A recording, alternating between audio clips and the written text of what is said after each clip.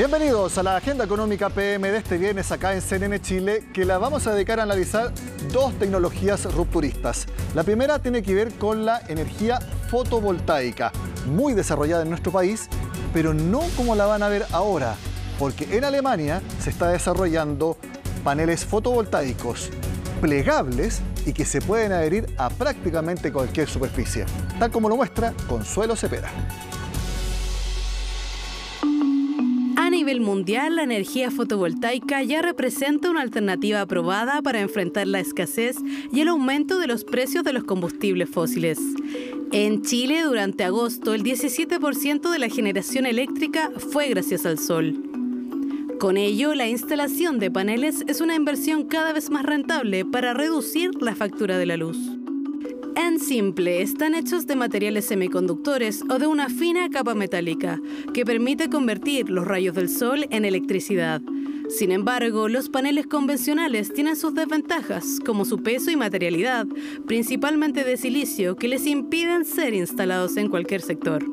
La empresa alemana Eliatec, con sede en Dresden, ha revolucionado la propuesta energética, permitiendo que cada edificio o transporte se convierta en uno autoalimentado con energía limpia a través de su lámina solar, que tiene como novedad que es plegable y se puede pegar en cualquier superficie. Las láminas solares pueden ser fácilmente pegadas, tienen una pegatina en la parte trasera que puedes pegarla. Básicamente, como nos gusta decir, es casi cualquier superficie de cualquier material, en concreto, en metal, vidrio, así que básicamente no hay limitaciones en la manera en que estas láminas se instalan. Gracias a la especial estructura de láminas de plástico y la finísima capa fotovoltaica orgánica, Eliasol tiene un peso total muy bajo, de menos de 2 kilogramos por metro cuadrado. En comparación a los módulos solares normales, que pesan entre 15 a 20 kilogramos por metro cuadrado, a menudo con una subestructura metálica encima. Es una tecnología interior que es distinta a los materiales semiconductores convencionales, los que básicamente no se relacionan con la silicona, que son moléculas de carbono que desarrollamos en horas, las que después pueden ser sintetizadas, por lo que no hay nada que tengas que sacar de la tierra, no hay recursos naturales que necesitemos, ya que no utilizamos plomo o cadmio como otras tecnologías. ¿Cómo es la producción detrás de Eliasol y cuánta energía puede proveer? En términos de consumo, tenemos un proceso de producción muy eficiente. Necesitamos muy poca energía para producir estas moléculas solares. Nosotros recuperamos la energía que necesitamos para la producción en menos de 6 meses. ¿Cuánto generan realmente? Depende de las condiciones de la instalación, así que podemos decir aproximadamente que con una ubicación aquí en Alemania, en un techo con una buena orientación hacia el sol, estas pueden producir alrededor de 1000 a 1200 kilowatts hora por kilowatt, pico al año. 200 kilowatt-hours per kilowatt peak per year. Innovaciones como Eliasol se posicionan como opciones para nuestro país, teniendo en cuenta que al 31 de enero de 2023, 64 centrales a lo largo del país se encuentran en fase de pruebas, las cuales representan 2.484 megawatts. Yo me imagino que para desarrollar esos paneles fotovoltaicos hubo algo de inteligencia artificial. Precisamente esa es la segunda tecnología rupturista que queremos analizar hoy en Agenda Económica y con una pregunta en particular. ¿Qué es la inteligencia artificial generativa? Vamos a conversar al respecto con el Tech Manager de Globant, Cristóbal Rocco, que nos acompaña acá en Agenda Económica. Cristóbal, gracias por acompañarnos. Gracias a ti, Nicolás. Muy buenas tardes. Sí. Primero que todo, muchas gracias por la invitación. Hoy día, para contarles un poco, venimos con la inteligencia artificial generativa hablando hace mucho tiempo, o hace estos últimos meses ha sido un tema muy en la palestra. Pero lo que es inteligencia artificial generativa es un concepto dentro de lo que es la inteligencia artificial más grande. Una tecnología que viene desde hace muchos años y que hoy día se está masificando. ¿Qué podemos hablar de lo que es la inteligencia artificial generativa? Tal como lo dice su nombre, es para generar contenido. Es una inteligencia artificial que hoy día nos permite generar código, generar texto, generar video o imágenes a partir de muchas cosas. ChatGPT, cualquier bot, por ejemplo, que tenga contacto con algún cliente cuando uno se mete a una página del retail. ¿Todo eso es inteligencia artificial generativa? Sí y no. Ahí tenemos distintos aspectos. Hoy día podemos encontrar chatbots desarrollados con inteligencia artificial natural, no generativa como la actual hoy en día, que la programamos en base a distintas codificaciones o en base a distintos intents, que se llama, o las distintas preguntas y respuestas que se pueden hacer en algún chatbot. Pero particularmente hoy en día buscamos que sea lo más natural posible la conversación, que sea lo más fluida posible la conversación, y el lenguaje natural está entrando de manera muy fuerte. Cuando hablas de conversación, ¿es uno con la computadora? Con un bot, totalmente. Y que el bot pueda hoy día no entender, pero sí leer lo que está viendo y predecir cuál es el contexto que vamos a buscar. De hecho, ustedes tienen una definición que es simple, que es la inteligencia artificial que puede generar contenido novedoso. Uno puede entender a qué se refiere, pero hay otra definición que es interesante de analizar. Es la inteligencia artificial que se basa en algoritmos de aprendizajes, tanto auto como medio supervisados, para crear nuevos activos. Explícanos un poco. A ver, ¿a qué se refiere esto? Hoy la inteligencia artificial generativa, particularmente la inteligencia artificial generativa que está detrás de los bots, de los chatbots que hay detrás, está compuesta por grandes redes neuronales generativas y redes neuronales recurrentes, para poder hablar de lo que es texto o imágenes de las cuales vamos aprendiendo. Y ahí es donde está el aprendizaje. Hay grandes modelos matemáticos por detrás aprendiendo de millones y millones de datos, sea texto o sea imagen, para poder generar un nuevo contenido. Por ejemplo, a nivel de televisión podemos ver horas y horas de video y así poder plantear en una pantalla quizás una nota de prensa o algo distinto basado en ese entrenamiento. Queremos mostrar una tecnología que ustedes en Globant ayudaron a desarrollar y que tiene que ver con el deporte rey, el fútbol. Lo vamos a mostrar a continuación para que tú nos cuentes qué fue lo que acá desarrollaron ustedes y cómo intervino la inteligencia artificial generativa.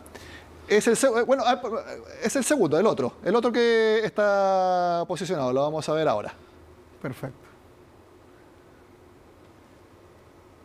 Porque tiene que ver con, con casi copiar al ser humano cuando está jugando fútbol.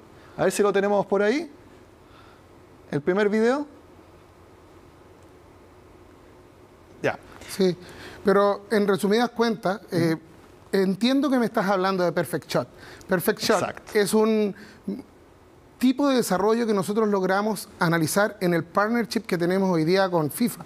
Además de estar también trabajando durante mucho tiempo con la Liga Tech, que es quienes están los encargados de llevar todos los desarrollos tecnológicos a distintos grandes eventos deportivos. Perfect Shot en sí utiliza inteligencia artificial para poder aprender de todo lo que son el desarrollo de las imágenes, como te comentaba antes. Analizamos videos de mucho tiempo, de disparos, desde de tiros libres, desde tiros de media distancia, desde penales y demás, para poder analizar la posición de los jugadores mediante lo que es visión por computadora, poder analizar todo lo que es el golpe al balón, la cara donde se le pega, entre otras cosas, para poder posicionarlo. Aquí lo tenemos. En ese lugar. Bueno, obviamente, ¿cómo no imitar a Messi, David Beckham, me imagino Cristiano Ronaldo y otros jugadores? Juninho Pernambucano, entre otros. Pues le pega espectacular. Mira, está Messi. Entonces, aquí la inteligencia artificial desglosa, imita y después instruye, mira, Pelé, por supuesto, dice cómo hay que pegarle perfectamente. Analiza cada uno de tus movimientos. Y como te comentaba antes, a partir de movimientos preentrenados donde los resultados fueron factibles, es decir, hubo un gol después del disparo y demás, pudimos analizar los comportamientos del movimiento del cuerpo, como te decía, del impulso al balón, además de cuáles son las condiciones que pueden haber en el campo de juego en ese momento. ¿Y determinó qué jugador era el que le pegaba mejor o no? Lo que busca Perfect Shot hoy, más que encontrar a qué jugador le pega mejor, es ayudarte a ti, una persona común, a encontrar la mejor forma de disparar, diciéndote, en base a métricas o probabilidades, qué posiciones o qué tipo de impulso deberías tomar para poder completar ese disparo. De acuerdo a mi estatura, de acuerdo a si soy zurdo o derecho, si le pego fuerte o no, si le pego colocado o no. Ahí dice cuál es la técnica que mejor se acomoda a mi fisonomía. Totalmente, o sea, cualquier modelo o algoritmo matemático detrás de una inteligencia artificial puede tener oportunidades de mejora, pero Perfect Shot básicamente busca lo que tú dices, o sea, entender tu fisiología y además entender cómo poder llegar al mejor disparo. Y aquí algo muy importante de la inteligencia artificial generativa. Es algo que, de acuerdo a lo que ya existe, la información que ya tenemos, sugiere. Total, es lo que hablábamos recién. Lo que hace principalmente la inteligencia artificial generativa es predecir, es poner en el espacio siguiente lo más probable que venga según lo que ya viene construyendo o creando. Por ejemplo, ChatGPT, cuando te responde en base a probabilidad de la palabra que debe aparecer. Vamos a ver ahora otro ejemplo que ustedes desarrollaron, esta vez con la Policía Metropolitana de Londres. Mientras ponemos el video, que también vamos a tener, cuéntanos de qué se trata. Bien, mira, aquí estamos hablando igual ya hace algunos años atrás, y ahí es donde te decía yo cuál es el impacto realmente de la inteligencia artificial en general. Cuando tuvimos la oportunidad de ser partner y ayudar con la Policía de Londres, principalmente nos enfocamos también en lo que son visión por computadora, análisis de mapas. Ahí tenemos el video, ¿ya? Sí, análisis de distintos sucesos que habían sucedido en redes sociales y que se habían demandado y que la policía en cierto momento no alcanzó a llegar o no alcanzó a ir y que teníamos los registros y demás. Dicha esa información, empezamos a crear un algoritmo que pudiera detectar noticias en tiempo real o tweets en tiempo real de distintos lugares y que pudiera acompañar y ayudar a la Policía de Londres a poder agudizar o a agilizar principalmente su búsqueda de algunos. Ayuda a llegar más rápido, también ayuda a determinar si algunas denuncias o algunas llamadas son reales o no. Hoy día tiene la capacidad de ayudarte a llegar más rápido a los lugares, a detectar, y tiene muchos filtros con respecto a fake news que también ya se han detectado anteriormente o noticias falsas que pudimos ver basado en algunos tweets falsos o que incitan a que se genere confusión. Se fueron baneando páginas, se fueron filtrando, que ahí hay muchas reglas detrás que también ayudan a la inteligencia artificial. ¿Y aquí cuáles fueron los principales resultados que tuvieron en la Policía de Londres? Un poco para dar cuenta de ensayo y error y también las ventajas que tiene utilizar la inteligencia artificial, porque eso también es algo que queríamos conversar contigo, de que no se trata de un reemplazo de lo que nosotros hacemos, sino que es una ayuda para que hagamos las cosas mejor.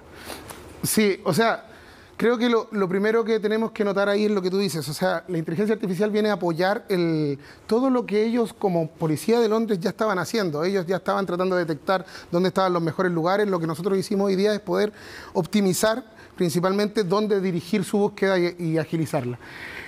Junto con la policía logramos aumentar, si no me equivoco, más de un 50% la capacidad de detección de algunos ilícitos o en algunos lugares que estaban sucediendo.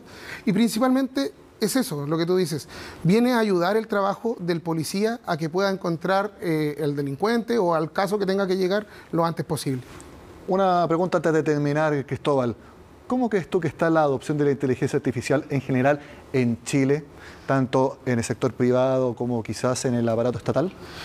Creo que estamos en un muy buen camino. Okay. Desde el año pasado a la fecha se ha venido implantando una política de inversión en inteligencia artificial en el sector público y en el sector privado notoriamente, dado la disrupción que se ha dado con toda esta inteligencia artificial generativa sobre todo. Por lo tanto, yo creo que hoy día hay una apuesta grande y en base a esa apuesta nosotros deberíamos empezar a educarnos. ¿Cómo nos empezamos a educar? Yo creo que ahí es donde está el siguiente camino, donde empujemos tanto la política pública como la política privada a que podamos educar a la sociedad de qué es lo que es hoy día la inteligencia artificial como un apoyo para todos los ciudadanos. Entender las posibilidades, entender también las regulaciones que hay que hacer, las industrias donde está creciendo más, donde todavía falta que se desarrollen, y es precisamente lo que vamos a hacer acá en Agenda Económica. Periódicamente vamos a hablar más de inteligencia artificial por lo mismo, para entenderlo y, si alguno le tiene miedo, no tenerle miedo, porque cuando uno comprende los fenómenos, ahí uno le puede dar el valor agregado, que es precisamente lo que queremos hacer acá en el programa. Cristóbal Rocco, Tech Manager de Globant, ha sido un placer tenerte acá en Agenda Económica. Muchas gracias a ti, Nicolás. Cuando quieras estamos dispuestos a venir a seguir conversando del tema. Muchas gracias. Seguramente va a venir Cristóbal más de una vez al programa. Hacemos la pausa y volvemos con la última parte de la Agenda Económica de esta semana.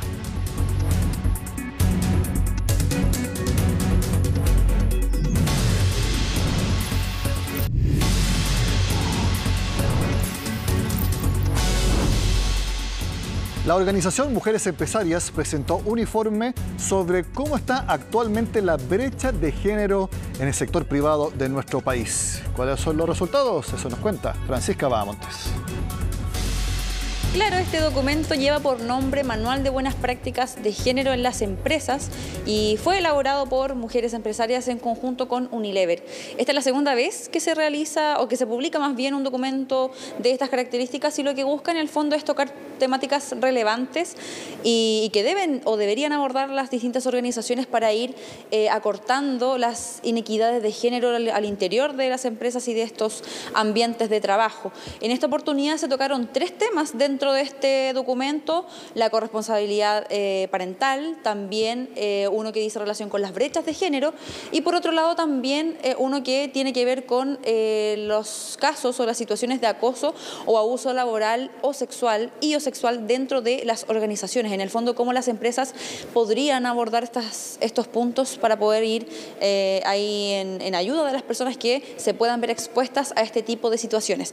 Vamos a pasar a detallar entonces más en relación a estos puntos. Por ejemplo, yo ya les hablaba de la corresponsabilidad familiar o parental, que dice relación con la división no igualitaria entre géneros de las tareas domésticas y de cuidados. Algunas empresas al interior de sus organizaciones, por ejemplo, realizan charlas para los colaboradores con el fin de desmitificar algunos asuntos relacionados a este tema, para poder ir en ayuda también de cada uno de sus trabajadores, para que en el fondo las labores al interior del hogar, que la mayoría de las veces recaen sobre las mujeres, no sean un impedimento para el desarrollo de sus profesiones, de sus carreras laborales. Otras empresas han ido un poco más allá y también ven este tema aplicando medidas más concretas, ¿no? Como por ejemplo reduciendo las jornadas laborales, también implementando el teletrabajo para quienes son padres, y de esta forma ir contribuyendo entonces a que sus carreras laborales no se vean afectadas por las labores que deben hacer o que deben cumplir dentro de sus propios hogares. Otro punto dice relación también, yo les decía, con las brechas de género, que las brechas salariales, bien digo, que afectan en el fondo a las mujeres, y las empresas también son conscientes de que este tema es un problema más cultural quizás, o más social, que no es tan fácil erradicarlo de a una por una empresa en el fondo, pero sí son conscientes al mismo tiempo de que cada una puede tomar sus cartas puntuales en el asunto para ir colaborando en esta materia. Hay algunas personas y empresas, bien digo, que por ejemplo hacen algunas auditorías internas para ir midiendo este tipo de brechas y ir viendo la forma de ir acortándolas con el paso del tiempo. Y el último punto que yo les mencionaba, que tocó este informe que se publicó recientemente, dice relación también con las situaciones de acoso o abuso laboral y o sexual que se puedan dar dentro de las organizaciones. Algunas empresas, por ejemplo, han elaborado políticas que son de amplio conocimiento para todos los colaboradores, desde las ramas más jerárquicas en el fondo de jefaturas hasta las más bajas, y también hay algunos que han implementado, por ejemplo, canales de denuncias internas para poder ir en ayuda de las personas que se han visto afectadas por alguna situación de estas características. Los invito entonces a que pasemos a revisar más detalles en la voz de Mujeres Empresarias, la organización que estuvo a cargo también de este documento y quien estuvo en conversación con Agenda Económica AM, contándonos por qué estos temas también son relevantes y que en el fondo recaen muchas veces en la formación de las personas, y cómo las empresas ahí también pueden ir ayudando en ese sentido.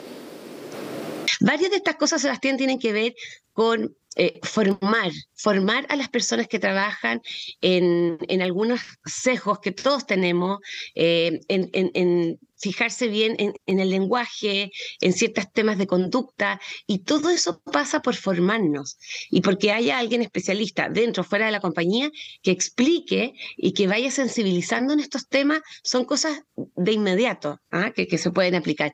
Lo que sí es importante es que esto hay que medirlo, hay que gestionarlo y hay que asignarle recursos para poder avanzar. Ahí escuchábamos entonces parte de sus declaraciones y había otro punto bastante relevante que ella tocó en la entrevista con Agenda Económica AM. Ella señalaba que si bien estos puntos que se incorporan en este manual de buenas prácticas para las empresas, si bien estos puntos beneficiarían a los trabajadores directamente si es que son mejorados, no es solamente el fin principal, sino que también es ir mejorando dentro de la organización la forma en que se abordan los problemas, por ejemplo, como una organización un poco más consolidada, un poco más preocupada no solamente de prestar el servicio o vender algún producto dependiendo del rubro al que se dedique, sino que también poner el foco en la integridad de la empresa. En el fondo ella señalaba que si hay un trabajador, por ejemplo, que llega a una empresa y se da cuenta de que hay algunos puntos que no se están tocando, que para la empresa no son relevantes, es mucho más fácil o mucho más posible que esta persona busque trabajar en otro lugar donde sí hay una preocupación un poco más amplia por este tipo de temas que yo ya les tocaba al inicio, ¿verdad? Pasemos a escuchar entonces parte de esas declaraciones. Dentro del área de sostenibilidad o de recursos humanos, son los encargados de ir monitoreando estos temas, que cada vez, Sebastián, son más requeridos por inversionistas, por los clientes, por los criterios de sostenibilidad que hoy existen en las empresas y que es muy importante ir cumpliendo, porque si no las empresas pierden competitividad. Al final, esto es un tema de el que quiere ser marca empleadora y quiere que el mejor talento llegue a su lugar de trabajo. Es muy importante preocuparse de esto, porque si no el talento va a buscar una mejor posibilidad y se va a fugar.